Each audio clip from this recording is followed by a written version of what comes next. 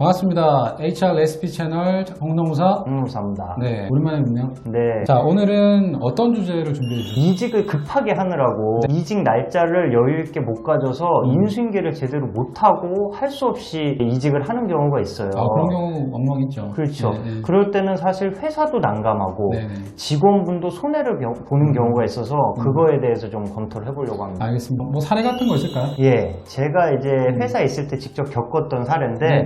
어떤 그 외국인 근로자가 있었어요. 네. 근데 이제 국적이 반반이었죠. 아버지는 외국 사람, 어머니는 네. 한국 사람인 이제 그런 근로자가 있었는데 네. 저랑 같은 팀에 있었어요.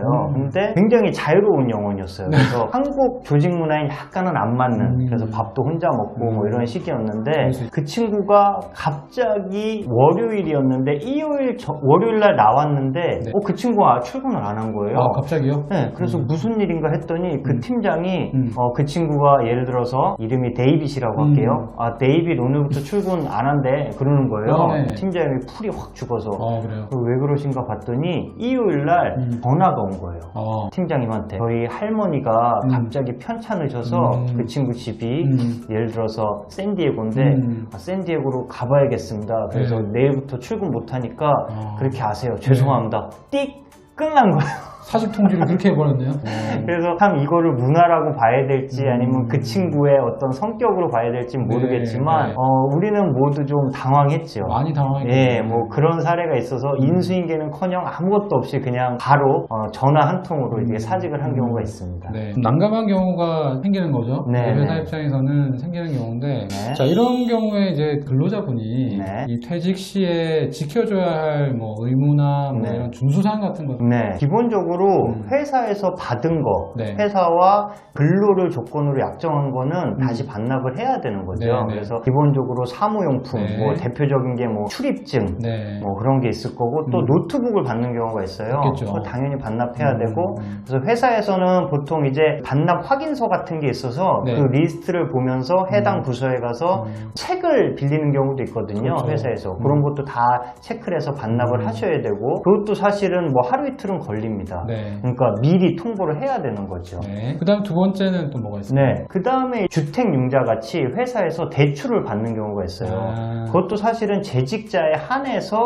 그렇죠. 이제 대출을 하는 거기 때문에 퇴직을 할 땐 그 융자금을 갚아야죠, 당연히. 갚아야 되는데 막 몇 천만 원인 경우가 있죠, 주택융자는. 네. 근데 갑자기 그런 돈이 없잖아요. 그럴 때는 퇴직금하고 상계를 하는데 회사가 일방적으로는 못 합니다. 그래서 통상적으로 근로자한테 퇴직금에서 상계를 할 테니 동의를 해 주십시오 하는데 그때는 동의를 하는 게 맞고요. 네. 내가 동의 안 하면은 이건 내 돈이 되나? 그렇지는 않습니다. 왜냐면은 어차피 퇴직금 상계를 못 해도 반환 청구 소송을 할 수 있어서 어차피 반환을 해야 되는 돈이기 때문에 네. 그런 거는 동의를 하시는 게 맞다고. 회사가 빌려준 돈이니까 그렇죠. 그거에 대한 이제 세무를 갚아야 되는 의무가 생기는 거죠. 네. 조건부로. 근로자 네. 입장에서 좀 중요한 부분이 인수인계를 하는 부분일 텐데. 맞아요.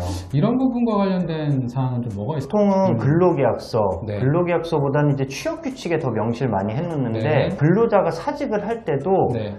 통상적으로 한 30일, 한 네. 달 전에는 미리 회사에 말을 해야 회사도 준비를 하지 않겠습니까? 후임자를 구하고 법적인 사항은 아니지만 맞아요. 어쨌든 상도이라고 그러죠. 그래서 이제 서로 배려를 하는 차원에서 그런 거를 취업규칙에 명시를 해놓습니다. 그래서 그렇죠. 명시해놓은 사항은 지켜야 되니까 네. 그런 의무를 지킬 수 있죠. 어떤 경우는 취업규칙에 아예 후임자를 구해놔야지 사직할 수 있다. 뭐 이렇게 써놓는 경우도 있는데 네. 이런 거는 다 적법하지 않기 때문에 그런 것까지 지킬 필요는 없지만 통상 한 달 전에는 사직한다는 의사를 표명하고 성실하게 후임자에게 인수인계를 해야겠죠. 뭐 취업규칙도 취업규칙이지만 보통 근로계약서에 그런 내용을 좀 명시를 하죠. 그렇죠. 그러니까 계약이나 취업규칙에서 그래도 정한 내용이니까 네. 내가 계약의 당사자로서는 좀 지켜줘야 될 가치가 있는 내용이다. 네. 이런 관점에서 말씀하시는 것 같은데요. 한 가지 말씀드리면은 이렇게 약정하는 경우도 있어요. 인수인계를 제대로 하지 않은 경우에는 뭐 300만 원을 또는 기본급의 몇 프로를 위약금으로 지급을 네. 해야 된다. 네. 근데 그거는 이제 근로기준법 20조상 위약 예정이 금지이기 때문에 그거는 효력이 적이 없다. 네, 그래서 회사도 그런 부분은 주의하셔가지고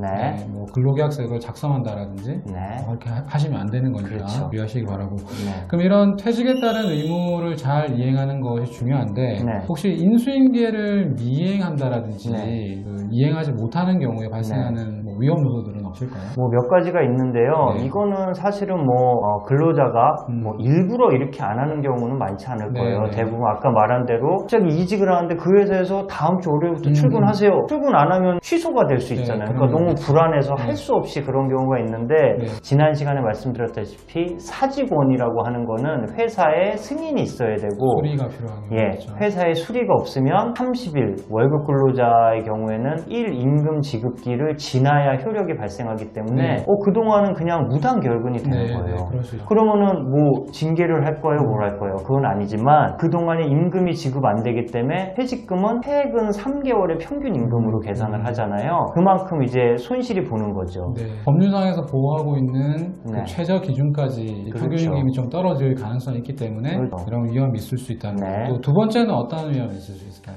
그 다음에 이제 손해배상을 청구할 수 있죠. 회사가 직원에게. 예. 하지만 이런 손해가 있다라는 거, 금전적인 손해가 있다라는 거는 회사가 네. 입증 책임이 있기 때문에 네. 일반적인 사무직이나 경우에는 쉽지 않습니다. 맞습니다. 하지만 중요한 회계 업무를 보는 직원이 그냥 퇴직을 했어요. 근데 그 다음날 바로 아주 중요한 신고가 있는 거죠. 회계 신고가. 근데 그걸 안 해서 가산세가 엄청 많이 나왔어요. 그럼 그거에 대해서 퇴직한 사람한테 책임 추궁을 할 수 있죠. 손해배상 청구를. 뭐 이게 현실성과는 상관없이 네네네. 회사가 뭐 소송을 제기한다든지 네. 그럴 수 있는 거죠. 뭐 반드시 회사가 네. 이긴다는 네. 말은 아니지만 네. 회사가 어느 정도라도 손실 보상을 할 수도 있는 거죠. 또 하나 그 아주 중요한 영업사원인데 네. 내일 그 영업 거래가 거의 확정된 상태에서 주요 미팅을 하기로 했는데 이 사람이 그 미팅이 있다는 얘기도 안 하고 퇴사를 한 네. 거예요. 네. 그래서 이 거래가 갑자기 성사가 안 된 거죠. 그런 영업상 손실을 이분한테 청구할 수 있죠. 물론 극단적인 사례입니다만 아주 큰 손실이 발생한 경우에는 회사가 손해배상 청구도 할 수 있다는 말씀을 드립니다. 그렇게 되면 이제 사실 소송이라는 거는 회사 입장에서 좀 부담이 덜하지만 개인에게는 상당히 큰 부담으로 그렇죠. 작용하기 때문에 네네. 이런 인수인계 과정에서 좀 네. 신중을 기하는 것이 오히려 더 낫겠다 이런 그렇죠. 말씀이고요. 네. 자, 마지막으로 네. 또 생각해 볼 수 있는 위험 요소 있을까요? 이거는 정말 근로자 입장에서는 억울할 수가 있는데요. 네네. 뭐냐? 보통은 이제 퇴직할 때 이제 내가 받을 수 있는 게 뭔지 다 꼼꼼히 계산을 하는 게 맞지만 그렇죠. 너무 급하게 이직을 하느라고 당장 지금도 내일 모레가 추석인데 네. 추석 상여가 재직자 기준으로 돼 있어요. 맞아요. 그렇게 명시가 예를 들어서 돼 있다. 그 회사에 돼 있는데 오늘 퇴직을 한 거예요. 그럼 아직 추석이 안 됐잖아요. 내일 지급일인데. 그렇죠. 네. 그러면 한 이틀만 더 다녔으면 하루만 더 다녔으면은 네. 내가 받을 수 있는데 그게 뭐 네. 100%라면은 네, 기본급 네, 100%만 200, 300이 되는 돈을 못 받는 거죠. 네. 얼마나 억울해요. 근로자분은 또 이게 당연히 지급 받을 수 있을 거라 생각할 수도 있고. 네. 아니 근데 그 조건이 아닌 거죠. 네. 그리고 저도 겪은 참 노무사로서 창피한 경험인데요. 네. 연차가 있잖아요. 네. 연차는 1년마다 이제 그 갱신이 되는데 맞습니다. 저도 딱 하루 1년, 그러니까 364일을 근무하고 퇴직을 한 거예요. 하루가 모자라셨네요. 네. 그러면은 보통 뭐 15개지만 근속이 오래되면 16개, 17개 받잖아요. 그거를 다 수당으로 받을 수 있었는데 못 받은 거죠. 그렇네요. 네네. 그런 억울한 경우도 있을 수 있습니다. 네. 이건 인수인계와 직접적으로 관련이 있다기보다는 네. 보기에 네. 너무 급하게 퇴직을 하시면서 이런 문제가 발생할 수도 있다. 그렇죠. 그리고 마지막으로 또 좋은 회사 같은 경우에는 네. 퇴직자에게 좀 급여를 어느 네. 정도 보장해주기 위해서 네. 퇴직하는 달 마지막 5일을 근무한다든지 네, 맞아요. 10일 이상 근무하는 경우에는 그 달의 급여를 모두 보존해준다. 네. 모두 지급한다. 이렇게 규정이 돼 있는 경우가 네, 있어요. 네, 네. 근데 예를 들어서 10일 이상 근무하면은 전액을 받을 수 있는데 딱 9일이라고 퇴직한 거예요. 그러면은 할 수 없이 일할해서 9일치만 받는 거예요. 그렇죠. 그러면은 그쵸, 한 20일치를 못 받는 거니까 얼마나 억울해요. 본인이 어쨌든 당연한 권리니까 그 권리를 확보할 수 있는 건 확보해야 된다라는 말씀을 드리겠습니다.